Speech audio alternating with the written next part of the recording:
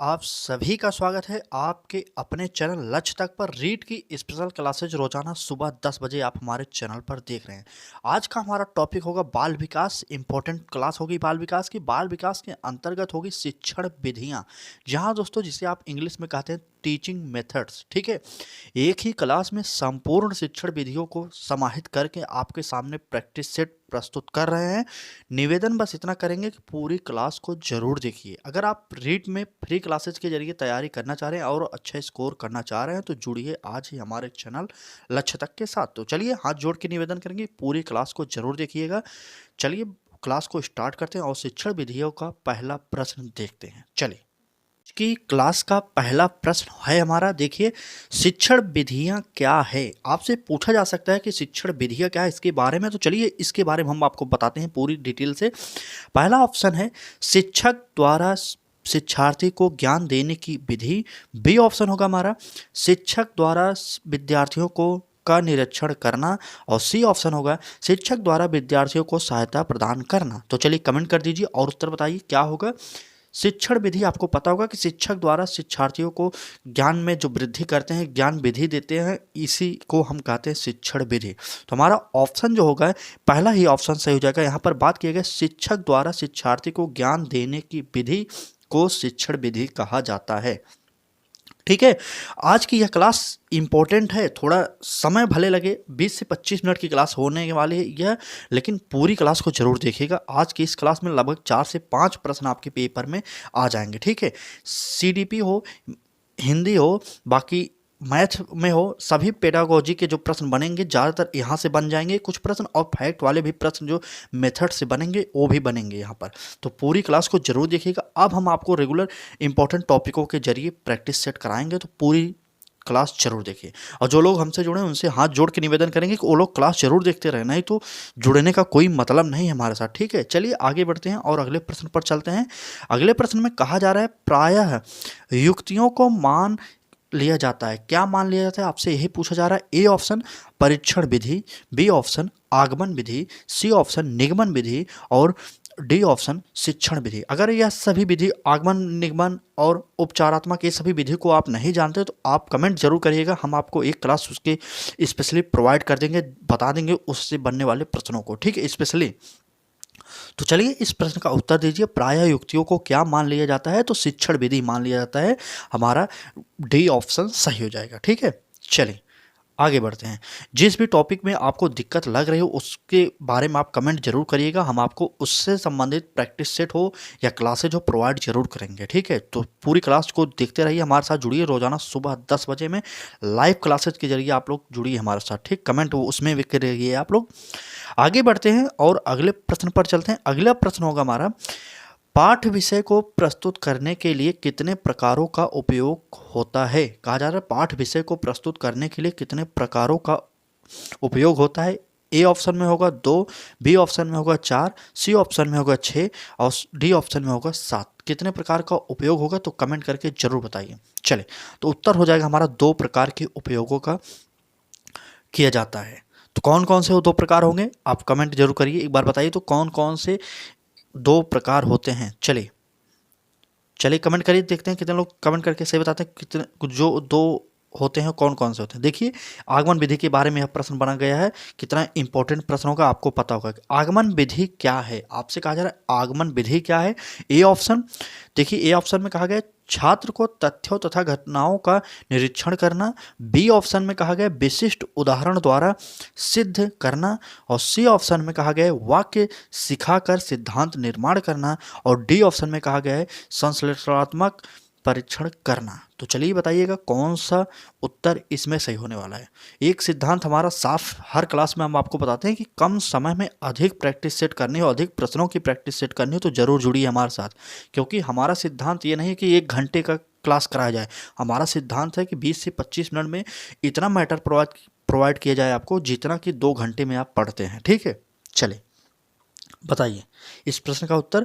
तो आगमन विधि क्या है, तो छात्र को तथ्यों तथा घटनाओं का निरीक्षण करना, यही हमारा आगमन विधि होता है। ए ऑप्शन हमारा सही हो जाएगा। ठीक है, ए ऑप्शन हमारा सही हो जाएगा। वैसे तो विशिष्ट उदाहरणों द्वारा सिद्ध करना यह भी सही होता है, लेकिन यहाँ पर ऐसा नहीं कहा गया कि पहले उदाहरण देकर तब नियम बताना, यही बात की नहीं गई। तो उदाहरण तो निगमन विधि में भी दिया जाता है, इसलिए हमारा यह ऑप्शन सही नहीं होगा। ठीक है, तो अगर बात करें आगमन विधि में, तो पहले उदाहरण, आगमन विधि में पहले उदाहरण दिया जाता है तब नियम बताया जाता है, और निगमन विधि में पहले नियम बताया जाता है तब उदाहरण दिया जाता है। इतना अंतर होता है दोनों में। ठीक है, चलिए ए ऑप्शन सही हो जाएगा। छात्र को तथ्यों तथा घटनाओं का निरीक्षण करना, ए ऑप्शन हमारा सही हो जाएगा। आगे बढ़ते हैं और अगले प्रश्न पर चलते हैं। अगला प्रश्न होगा हमारा, किस विधि में सामान्य से विशिष्ट या सामान्य उदाहरण द्वारा जांच को सिद्ध किया जाता है। प्रश्न थोड़ा सा टफ है, लेकिन आप लोग ध्यान से पढ़िए, आराम से पढ़िए। किस विधि में सामान्य से विशिष्ट या सामान्य उदाहरण द्वारा जांच को सिद्ध किया जाता है। ए ऑप्शन संश्लेषण विधि, बी ऑप्शन विश्लेषण विधि, और सी ऑप्शन निगमन विधि, और डी ऑप्शन आगमन विधि। तो कमेंट करिए, उत्तर बताते रहिए आप लोग। चलिए जल्दी से बताइए, किस विधि में जांच से विशिष्ट या सामान्य उदाहरणों द्वारा प्रस्तुत किया जाता है, कौन सा होगा? तो उत्तर हमारा होगा निगमन विधि में। ठीक है, निगमन विधि हमारा उत्तर सही हो जाएगा, सी ऑप्शन हमारा सही हो जाएगा। आगे बढ़ते हैं, और क्लास अच्छी लग रही हो तो लाइक कर दीजिए, और चैनल पर पहली बार आए अभी तक सब्सक्राइब नहीं किया तो निवेदन बस इतना करेंगे, सब्सक्राइब करिए, बेल आइकन को भी ऑन करिए, जिससे आपको नोटिफिकेशन मिलता रहे। ठीक है, अपने मित्रों तक शेयर करके बता दीजिए, कोई ऐसा भी चैनल है टीचिंग एग्जाम के लिए जो आपको फ्री में तैयारी करा रहा है। ठीक, चलिए आगे बढ़ते हैं, अगले प्रश्न पर चलते हैं। कहा जा रहा है, किस विधि द्वारा अमूर्त को मूर्त बनाने का प्रयास किया जाता है। अमूर्त जो दिखाई न देते हो, और जो मूर्त मतलब जो दिखाई देता हो, मतलब जो दिखाई न देते हो उसे दिखाई देने वाला बनाया जाए, कौन सी विधि में ऐसा कहा गया है। ए ऑप्शन वस्तु विधि, बी ऑप्शन दृष्टांत विधि, सी ऑप्शन शिक्षण विधि, और डी ऑप्शन निगमन विधि। तो चलिए कमेंट कर दीजिए, उत्तर बताइए। चलिए जल्दी से उत्तर बताते रहिए आप लोग। किस विधि द्वारा अमूर्त को मूर्त बनाने का प्रयास किया जाता है। यह प्रश्न शायद आप पहली बार पढ़ रहे होंगे। यह प्रश्न तो मेरे हिसाब से आप शायद पहली बार ही देख रहे होंगे, इंपॉर्टेंट प्रश्न है। तो यह उत्तर हमारा हो जाएगा इसमें निगमन विधि। डी ऑप्शन इस प्रश्न का सही हो जाएगा। निगमन विधि के द्वारा ही अमूर्त वस्तुओं को मूर्त बनाने का प्रयास किया जाता है। चलिए आगे बढ़ते हैं और अगले प्रश्न पर चलते हैं। चलिए अगला प्रश्न होगा हमारा, संश्लेषण विधि क्या है। कहा जा रहा है संश्लेषण विधि क्या है। ए ऑप्शन अंगों का ज्ञान देकर पूर्ण वस्तु का ज्ञान देना, बी ऑप्शन वाक्य सिखाकर वर्ण बताए जाते हैं, सी ऑप्शन विशिष्ट उदाहरण द्वारा सिद्ध करना, और डी ऑप्शन इनमें से कोई नहीं। चलिए संश्लेषण विधि को आपको बताना पड़ेगा। चलिए संश्लेषण विधि क्या होती है बताइए, जल्दी से कमेंट कर दीजिए आप लोग। चलिए जल्दी से। तो संश्लेषण विधि में कहा जाता है अंगों का ज्ञान देकर पूर्ण वस्तु का ज्ञान देना। पहले छोटे छोटे चीज़ों को बताना, उसके बाद बड़ी चीज़ों के बारे में बताना, किसी भी वस्तु के बारे में। इसका हमारा उत्तर जो निकला ए ऑप्शन सही हो जाएगा। ठीक है, ए ऑप्शन सही हो जाएगा। अगर आप लोगों की यह क्लास अच्छी लगी, कमेंट करेंगे तो हम आपको एक महामैराथन शिक्षण कौशल से संबंधित देंगे, और जो बेहतरीन होगा। और एक टॉपिक हम आपको और कराने वाले हैं आने वाले समय में, शिक्षण अधिगम के सिद्धांत। आपको पता होगा कि इससे भर भर के प्रश्न आने की संभावना होती है टीचिंग एग्जाम्स में, इसलिए शिक्षण अधिगम के सिद्धांत भी हम आपको करा देंगे। ठीक है, चलिए आगे बढ़ते हैं और अगले प्रश्न पर चलते हैं।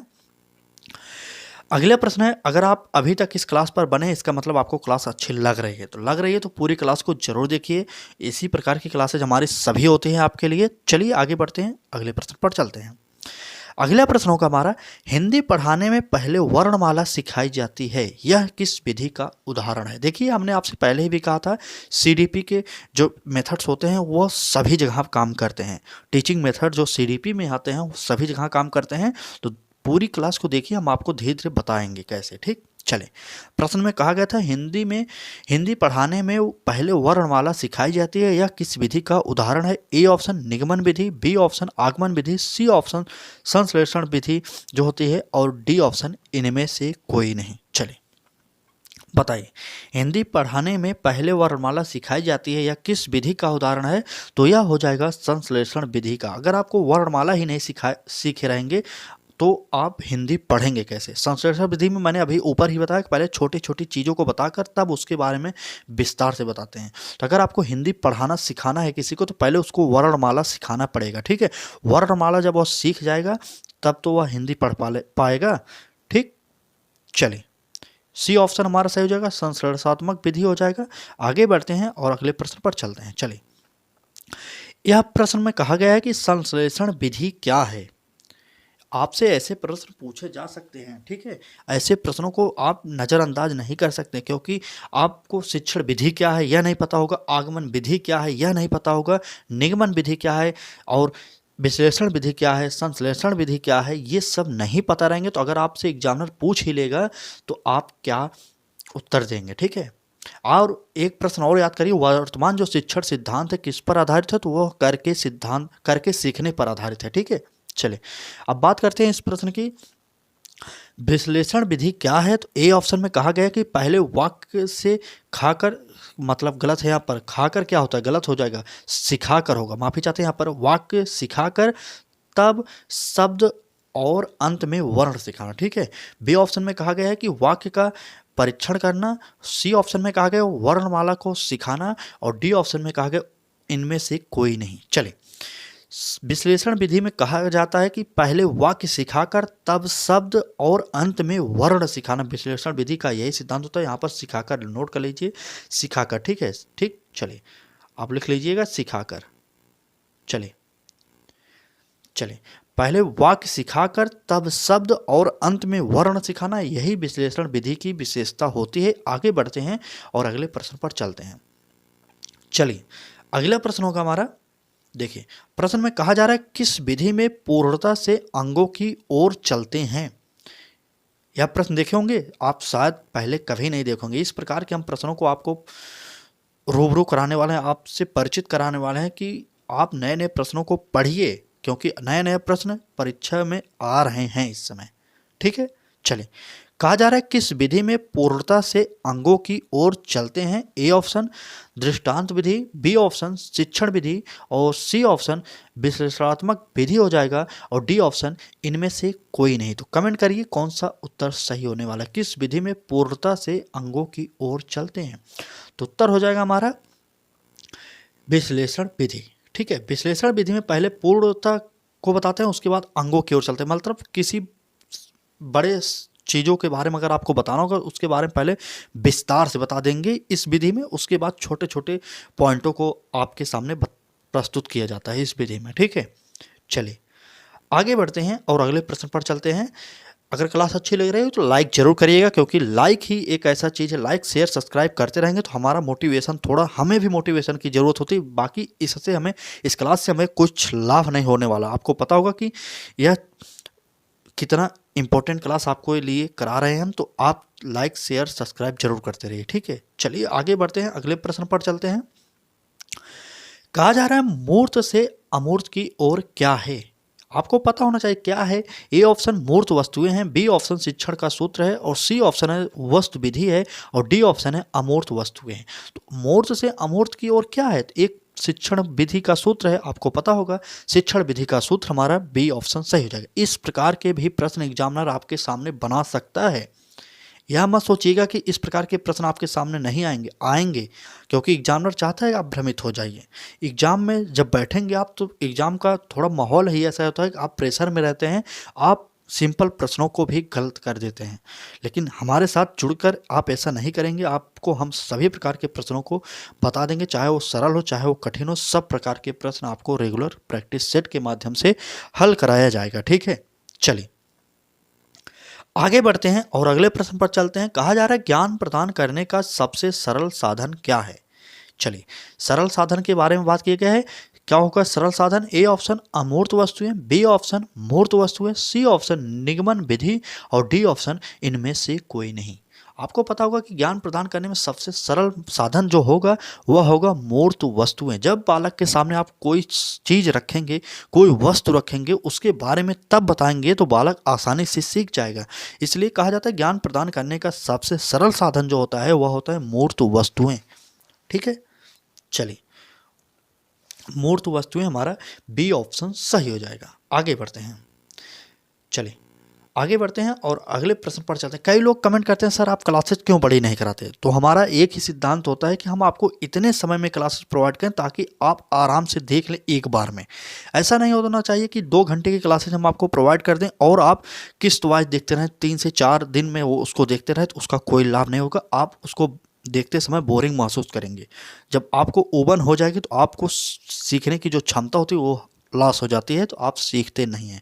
इसलिए हमारा सिद्धांत होता है 20 से 25 मिनट की क्लासेज रेगुलर आपको कराई जाए और उसमें अधिक से अधिक प्रश्नों की प्रैक्टिस सेट कराई जाए, ठीक है। और परीक्षा पास करने का एक ही सिद्धांत है, अधिक से अधिक प्रश्नों से परिचित होइए। आपको उससे ये नॉलेज यह होती है कि आपको पता चल जाता है कि किस प्रकार के प्रश्न बन सकते हैं परीक्षा में, ठीक है। इसलिए अंतिम समय में प्रैक्टिस सेट मॉडल पेपर हल करते हैं जो स्टूडेंट होते हैं, ताकि मॉडल पेपर से यह पता चल जाए नए नए प्रश्नों को किस प्रकार से प्रश्न बनाया जा सकता है, किस टॉपिक से किस प्रकार के प्रश्न बनते हैं, ये सभी जानकारी हो जाती है, ठीक है। चलिए, क्लास बड़ी हो या छोटी उसका कोई महत्व नहीं होता। क्लास में क्या प्रोवाइड किया जाता है, कितना प्रोवाइड किया जाता है, कितने समय में किया जाता है, यह इंपॉर्टेंट होता है। चलिए आगे बढ़ते हैं और अगले प्रश्न पर चलते हैं। कहा जा रहा है वस्तु विधि का दूसरा रूप किसे माना जाता है? ए ऑप्शन निगमन विधि, बी ऑप्शन शिक्षण विधि, सी ऑप्शन आगमन विधि और डी ऑप्शन दृष्टांत विधि। चलिए बताइए वस्तु विधि का दूसरा स्वरूप क्या होता है?